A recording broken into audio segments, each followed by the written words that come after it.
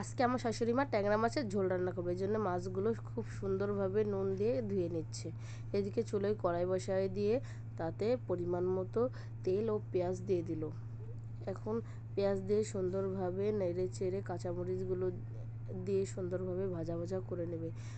কিছুক্ষণ অপেক্ষা করবে পেঁয়াজটা যেন সুন্দরভাবে ভাজা হয়ে যায়। পেঁয়াজটা ভাজা হলে এর ভিতরে আগে থেকে বেটে রাখা পেঁয়াজ বাটা, আদা বাটা, রসুন বাটা, সামান্য একটু জিরে বাটা দিয়ে মশলাটা সুন্দরভাবে কষিয়ে নেবে।